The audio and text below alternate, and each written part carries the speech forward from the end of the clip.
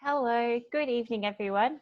Although to be honest with you, I'm recording this in the early afternoon of a beautiful winter's day here at Gulligal, also known as Burleigh Heads on the Gold Coast in Australia.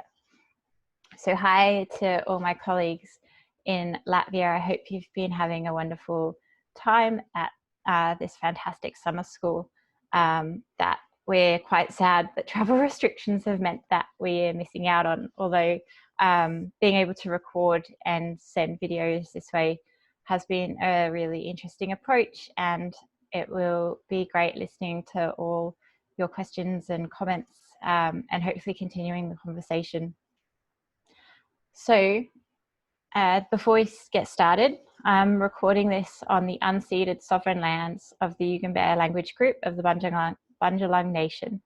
And I would like to start by acknowledging the traditional owners of this land and paying my respects to elders past, present and emerging, and also pay my respects to all First Nations people who are joining us today.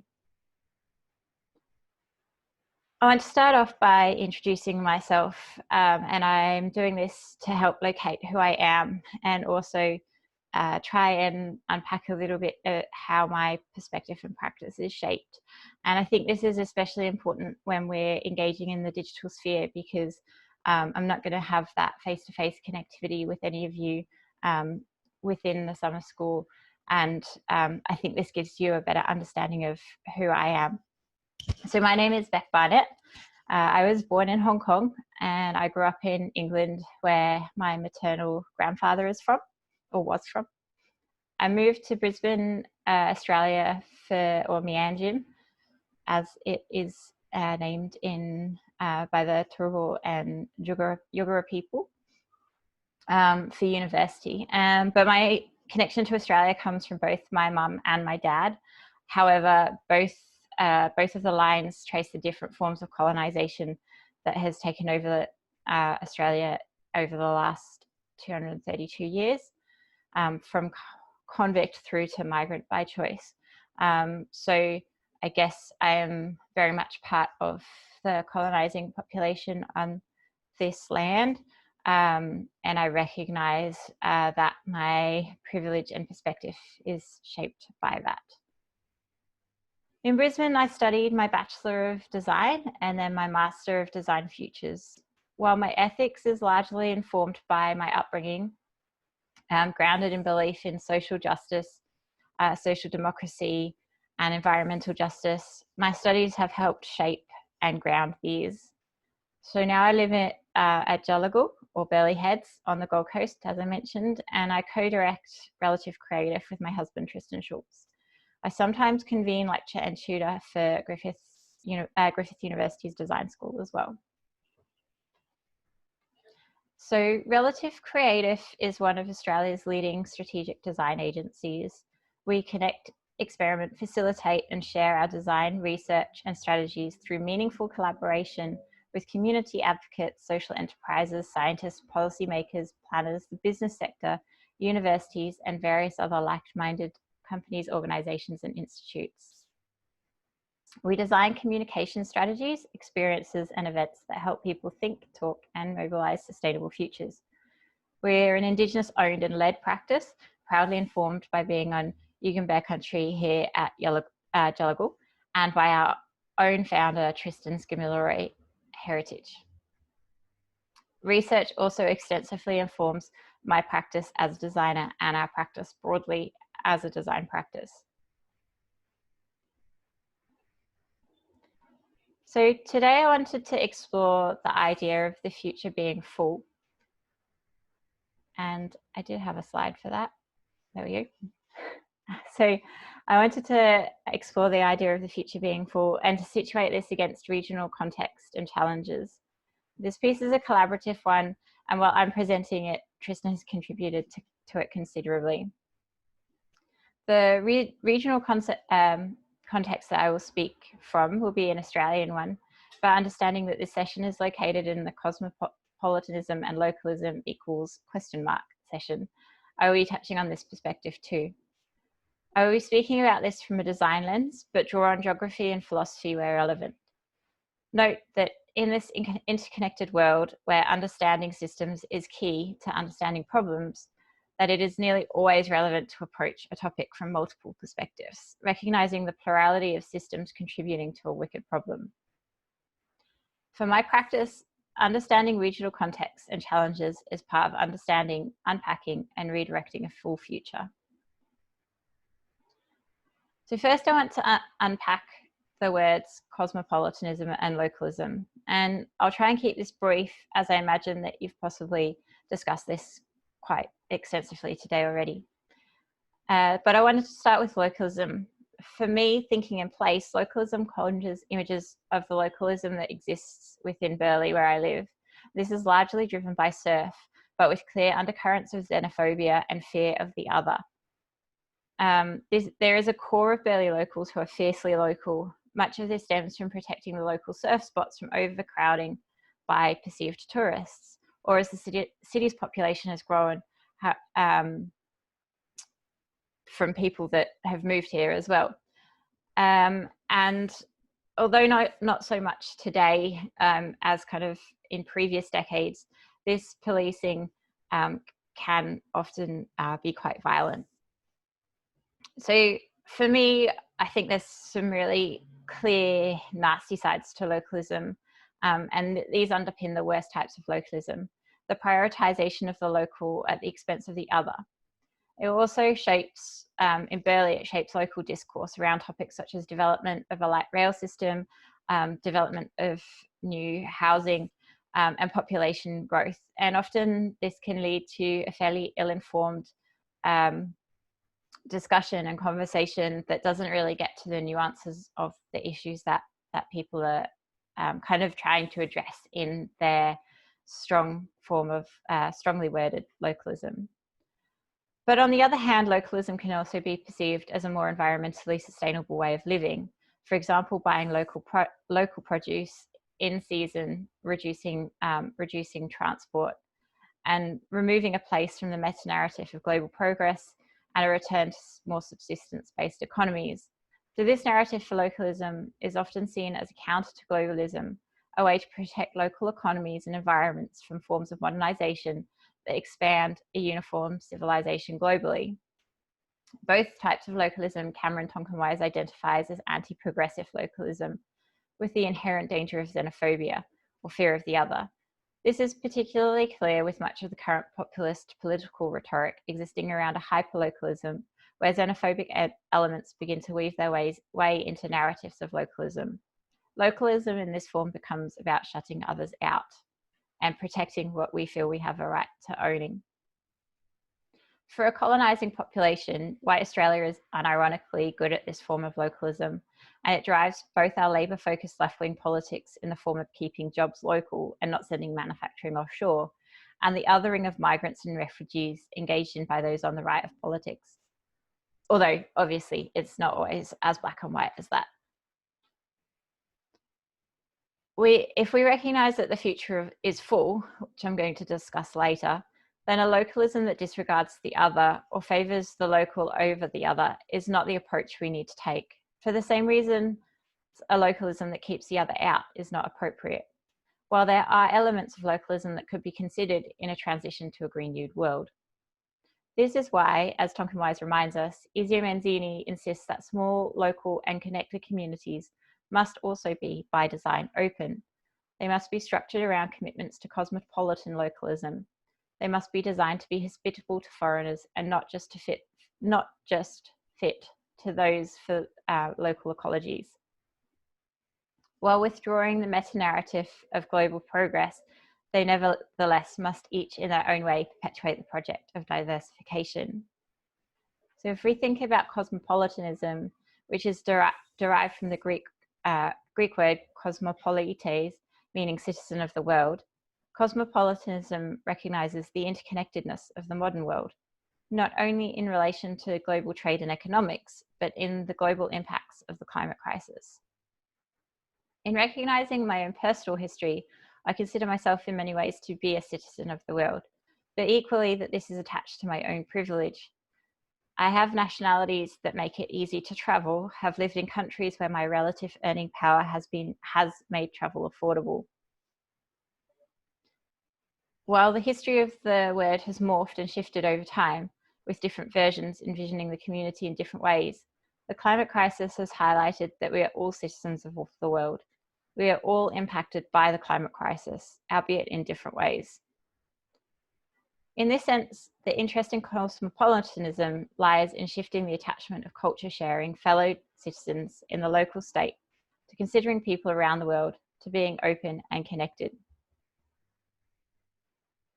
Being hospitable to foreigners becomes increasingly important when we consider the level of movement predicted as a result of climate change. How do we create spaces where climate refugees are welcome and valued? What is the role of design in this? All of this becomes ever urgent as we confront the climate crisis and a future that is already full. So how is the future full?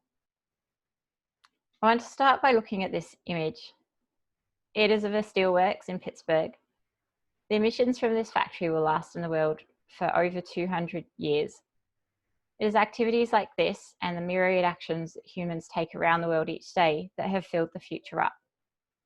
Every action that you take places something into the future. We can think about this from the perspective of our everyday life.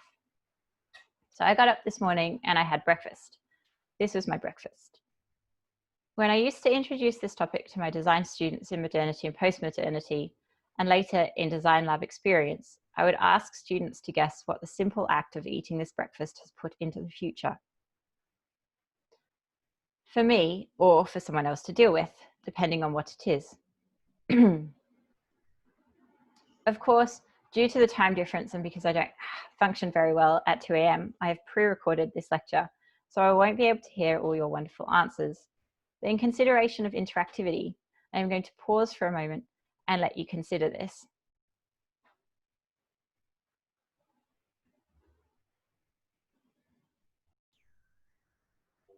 So, what does this simple act of eating this breakfast put into the future?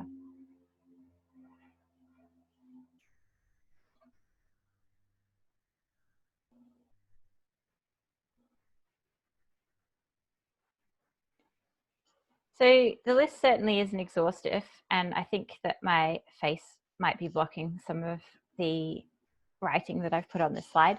But it includes things like the production of milk contributing methane to the atmosphere, the clearing of land, the damage of land by cattle, creates waste through the overproduction and supply of milk, the slaughtering of male calves, and the disposability of the plastic bottle it comes in. Transporting the milk also contributes to carbon emissions. The wheat for the oats is grown in monocrops that require considerable amounts of water, have a shallow root system that contributes to soil erosion, and requires considerable processing and transport. The bananas, berries, and passion fruit, not quite captured in this picture, but which I eat, are grown locally and spray-free, but contribute to being part of an industrial agricultural system that I participate in every time I purchase this food. So that goes to a broader conversation about agriculture in Australia being conducted on stolen Aboriginal land. The agricultural system that this breakfast is part of continues to place Aboriginal dispossession and the destruction of land with non-native plants and animals into the future. The growing of coffee beans, these ones from Papua New Guinea, also contributes to deforestation. As we answer this question, we must understand that all of our actions have some effect. Everything we create also destroys. Some of what we create can be dealt with, redirected, and avoided. We can, for example, feasibly think that the dairy industry could be redesigned to be better for farmers, better for the cows, cause less waste, and contribute less to making multinational corporations richer, and instead to enriching local communities, while also providing milk to global communities that can't produce their own. There are steps towards this in making methane, low methane cow feed, and by encouraging people to consume less dairy. What can't be avoided, and what often proposed sustainable futures or solutions overlook, is that the emissions created by the dairy industry are contributing to climate change, the effects of which can't be avoided. They can often be adapted for and the effects mitigated, but they can't be avoided. This future will inevitably act back on the dairy industry. We already have extensive droughts across Australia, which created the conditions for the types of bushfires that we saw at the end of 2019 and the beginning of 2020. In addition to this, in an Australian context, the land, which Aboriginal people managed and maintained for over 65,000 years through hugely variable climates, is not designed for cattle. Their hard hooves compress and damage the ground. Their requirements for grassy pastures have led to wide-scale land clearing, contributing to changes in microclimates and exacerbating drought conditions. Also, the practice of fencing farms has further contributed to the dispossession of Aboriginal people, as they haven't been able to engage with the lands that have been theirs for such a long time. Let's have a quick look at what else is in the future waiting for us. The timescale of this is variable. Some of what follows is already occurring in some form and is likely to worsen. Some of these points are likely to happen in the next 1 to 5 decades. So to get here, we're going to create a futures map through a process that has been created and developed by Tristan with a supporting role from me over the last 6 years to reach its current form. It has been extensively tested through use in a variety of community engagement sessions, as well as helping us unpack different projects. And we shape it in different ways for the different projects we do as well. So I'm going to track past, presents, current directions, futures arriving, clashes, and design fictions that redirect futures.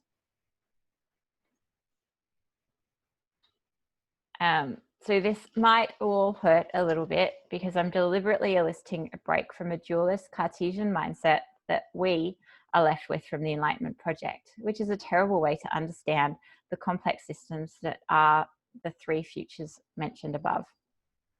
It might seem like systemic thinking, and it is. Maybe it is systemic design thinking. Systems thinking and systemic design in the West has somewhat caught up to systemic view of life, but this is always the way Indigenous knowledge production has been. And it is certainly postured towards integrating Indigenous perspectives into designing services and systems for just transitions that mitigate and or adapt to clashing futures over the coming decades. Design is in flux. It is in its extremely short life. There is a shift from it being, ironically, a service provision to it being what it should be, strategic and systemic. That is, design positioned to long-term relational views that see an interdependency of all knowledges and struggles and an openness to dialogue with other worldviews. So our story begins here with yarning. And I think that you've had your days structured similarly to this over the last few days as well. So this should be fairly familiar with you. In yarning circles, relational patterns emerge from a visual and relational process in a way that reveals a visual and relational world. In what seems like chaos, patterns emerge. As Tyson Yunkaporta describes, contemporary science is beginning to understand this systems view of life.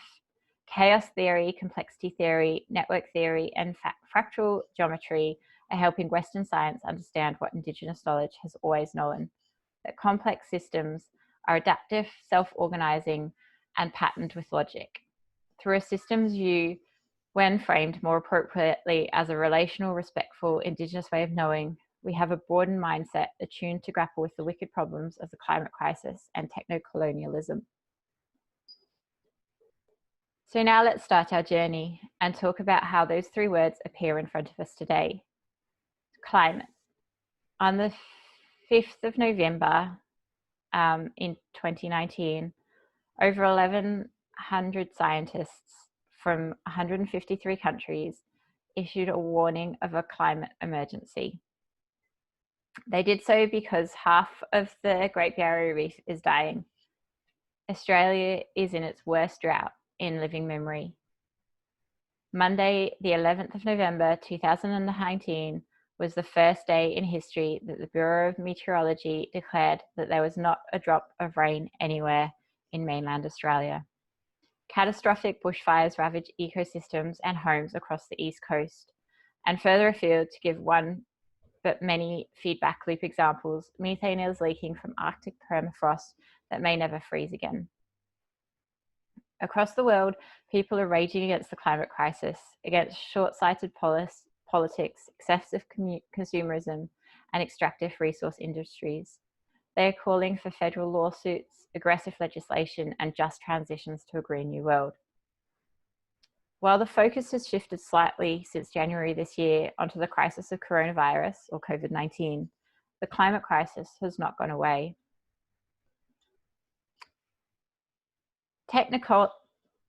If we think about technocolonizing, today we have immensely beneficial and powerful technologies. We have the internet and GPS, for example. GPS enables that little blue dot in the center of the map to enfold the entire planet around us. Its data and service design directs cars and truck journeys, locates ships, prevents planes flying into one another, dispatches taxis, tracks logistics, inventories, regulates power grids and stock markets, and calls in drone strikes. Yet at any given time, with simple service denial, can be regulated to deny a user of their position in the world. Today we have places very heavily relying on service design that literally would cease to function in the absence of code. The airport is one of them, both a non-place and a code space at once. A non-place because modernity's image envelopes in uniformity that could render us anywhere in the world. It is truly cosmopolitan, while the bowels of the place turn away from the interweaving of computation with the built environment that facilitates and co-produces a homogeneous environment to the specs of international non-place service design standards. We swung our way through, or we did, pre-COVID, airports with automation bias, believing more in the automated information than our own experiences, to the point that we discard observations inconsistent with the code's viewpoint. Today we are on the edge of code space being the metaphor for our brains. We are taking to augmented reality, virtual reality, and ultimately networked neural implants, brain chips with ultimate automation bias. And designers are often on the front end of facilitating this experience. Thirdly, we have decolonizing. So this recognizes that there are innumerable struggles across the globe today, many of which are contributing to destroying biospheres upon which other worldviews depend. Moreover, migration as a result of neoliberal economics, war, and climate change are destabilizing neoliberal power in bordered geographies, and in all that movement, a bricolage of design occurs, reconstructing, innovating, decolonizing services for emerging decolonizing worlds, where new problems are being dealt with through new epistemological approaches. In short, more than 80% of the world's population is waking up to the limits of Western linear thinking and pushing more than ever to erase the power hierarchies inhabiting their borders where they intersect with that thinking. People are interculturally translating and creating emergent services in a space between what can't be gone back to and what was imposed. Moreover, their struggle is not going unheard. Designers, ecologists, scientists, and activists are becoming allies in their struggles because they too see a world in urgent need of repair. They are realizing that decolonizing is a project that requires decolonizing their own knowledge, deriving from their considerate colonizer genealogies and epistemologies, in as much as decolonizing is a project for the colonized. And we're increasingly seeing that, or we have seen that over the last few months with the rising global awareness of the Black Lives Matter movement. So a political and philosophical orientation is emerging in these coalescing ecologies of knowledges, and there is no room for capitalism, colonialism, or the patriarchy in it.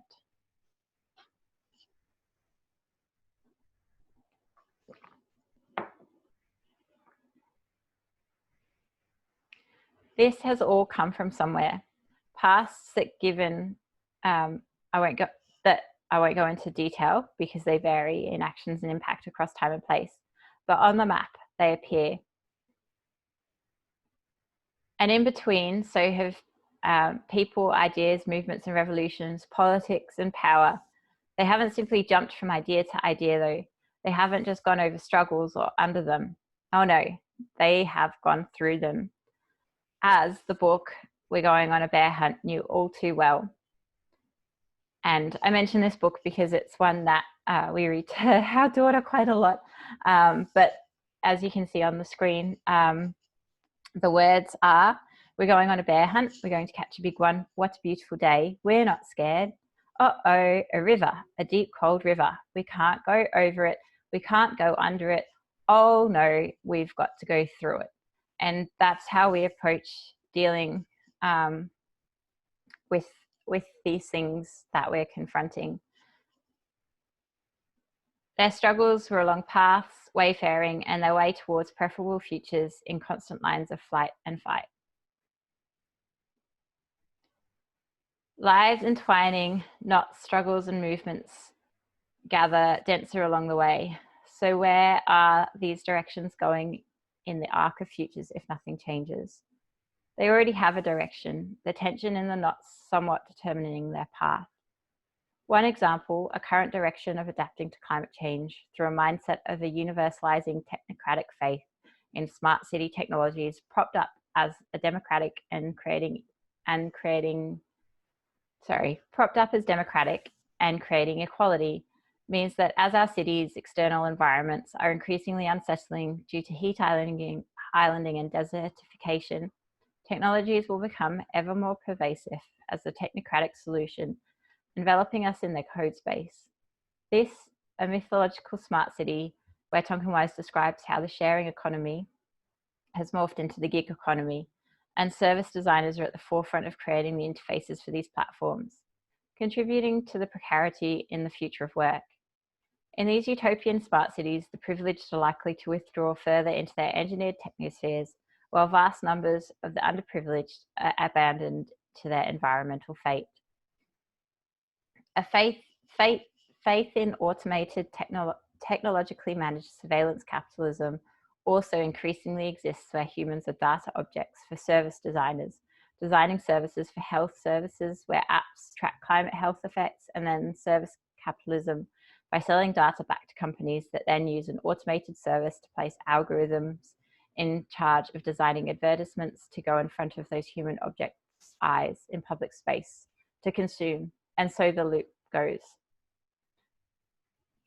The tension is seen in digital wayfinding kiosks in our cities, where universalized digital interfaces that bear no relation to the everyday multisensory experience are overdetermined by advertising, rather than as information sites with crucial information that one might require should one need to get out of the way of disaster, such as where to take shelter, where high-level ground is, where heat islanding is less severe on hot days. In our airports, the same goes. The battle between retail attention and wayfinding attention for designers trying to help people get on a plane throws up questions of where our alliances really lie. And we could go on and on here, exploring not matter of facts in our knots and paths, but rather matters of concern, as Bruno Latour would say. We could explore the concerns, perceptions, political and social affiliations, ideologies, power relations, and wounded spaces of how our three matters of concern, climate, technology, decolonizing, enmesh. In this current direction, the have-nots and left-outs are entangled in contexts of struggles without services, increasingly floating in what is seen as on the outside of a techno-determinist historical arc of where futures are going. But there is another future. Futures out there arriving back on us, hurtling back at our current direction as we blindly speed forward towards them. Rising sea levels, worse and longer bushfire seasons, carbon emissions, conflict from human movement on unprecedented scales. The future is indeed already full. So what futures are arriving? What is the future full of? We'll start with the most obvious and look at the future climate. Pardon me. This section of the lecture has been written from sources such as the books 4 Degrees of Global Warming and the Attacking Ocean, as well as work by the CSIRO and the International Panel on Climate Change. And remember, it is actions of the past and present that have placed this climate in the future. While action we take now can reduce the level of climate change experienced, we will still be impacted. Obviously, a changing climate is going to have an effect on us. How exactly it will affect us depends on where we live. In Australia, according to the CSIRO, climate change is looking like it will have a dramatic effect on agriculture, sea level rise, which will displace numerous communities along coastal and along the coastline and in regions like the Torres Strait. The warming ocean and rising sea levels will mean that the Great Barrier Reef will need to move southward by 2,000 kilometres over the next 100 years, which equates roughly to 20 kilometres per year. I don't know if any of you have ever seen coral move, but reefs aren't known to move that fast. It is worth pointing out that we are already facing a rapidly changing climate in the form of, just repeating what I've said. So we're already facing a lot of this, and we're seeing this in the form of events like the summer bushfires that we had here in Australia, which played out on the world stage. And very little has changed this year, so we're very likely to be facing the same scenario. We've had an extremely dry winter, and we're about to go into another hot, long, dry summer. The smoke from these bushfires did not just impact Australian towns and cities, it travelled around the world, dirtying snow and causing air pollution problems in New Zealand. This was a very visual reminder that in the face of climate change, we are all citizens of the world. It is our continued use of nature as standing reserve that has directly contributed to the changing climate. Often termed natural disasters, a qualification needs to be made here. Many of these disasters are increasing in frequency and intensity due to climate change, which is man-made. Furthermore, these disasters become disasters due to the way humans have become predominantly settled in the modern world. We are no longer able to move out of the way of disaster in the way that nomadic or semi-nomadic peoples once would have been. Climate change contributes to the psychological and geographical unsettlement in relation to the mass displacement of people as a result of rising sea levels, severe drought, and extreme weather events. This is just one of the ways that humans will be affected in the future.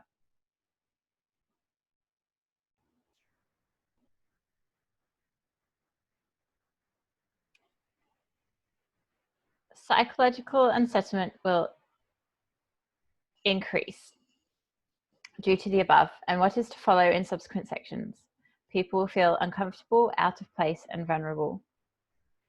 Climate is likely to dramatically shift geographic distribution of vector-borne diseases. We are already seeing an increase in cases in Ross River fever in southeast Queensland, for example. Movement will also rapidly increase potential transmission of communicable diseases, including viruses and bacteria-based diseases. We've seen this with the rapid and global spread of COVID-19 and how the spread could be halted to an extent by closing of borders. Service provisions will have to change dramatically to cope with, amongst other things, changing demographics, changing exposure to diseases and temperatures. If we continue, civil unrest will continue to cause conflict to varying degrees. Conflict causes the displacement of people internally and externally. The unrest seen during the Arab Spring is frequently traced back to rising food prices. There are numerous trigger causes to the conflicts taking place globally, but while these conflicts could potentially be mitigated, they are unlikely to disappear altogether. In human modern history, there has not been such dramatic alteration to civilizations. Therefore, no model exists to draw upon. We'll have to find new models for survival. In connection to the effects on humans is also the effect on food production. The realities of the increasingly harsh climate of Australia and the adequacies of industrial scale farming leave many gaps in the question of food. Agriculture in Australia will have to compete with population growth for arable land. The productivity of arable land is likely to be decreased by climate change. Equally, industrial farming practices frequently result in poor soil health and soil erosion. Our population is increasing and will increase further through influxes of refugees, including climate refugees. This population all needs to be fed. Viability of alternative food sources is decreasing due to decline in biodiversity. We're also seeing an increasing number of bee colony die-offs, with an unprecedented 42% of US bee colonies dying in a single year a few years ago. Rural farming communities continue to lose their populations due to youth migration.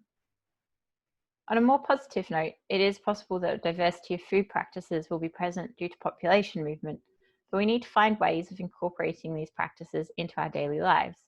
Again, this is a role that 21st century designer could play.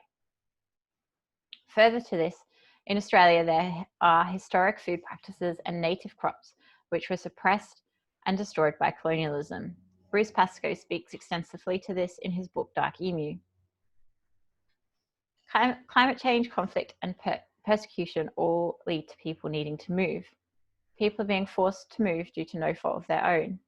I mentioned the effect of sea level rise on the Torres Strait earlier in the lecture.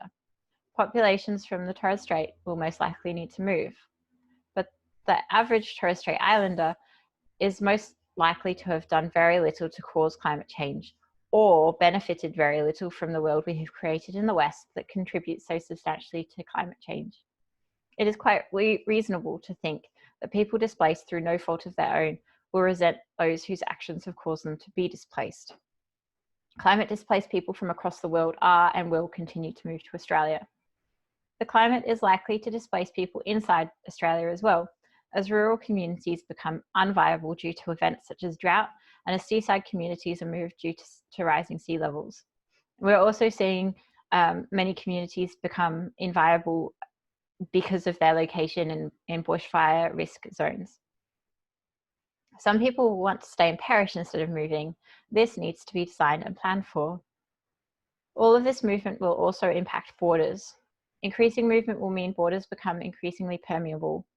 This increased movement will continue to be caused by the sort of conflicts happening in the world today: Iraq, Syria, Palestine, Papua New Guinea, Sudan, the list goes on.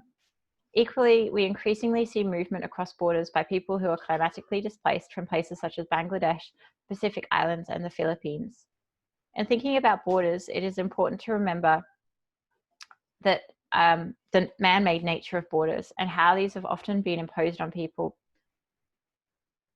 So an example is the way Africa was carved up, but also the creation of states in Australia. And further to that, the effect of the 1916 Sykes-Picot Agreement between Britain and France, which drew up the present-day borders of the Middle East. We're currently witnessing the gradual but bloody unstitching of these borders with the current and ongoing unrest in the Middle East. The stronghold of nation states is likely to become more and more strained under the above conditions. This is because influxes of migrants will increasingly challenge the authority of nation states. It's also because many of these artificial borders have been imposed on populations that occupy them for the benefit of colonizers, as opposed to taking into consideration the needs and movements of the local population. All of this means that we're heading towards a clash.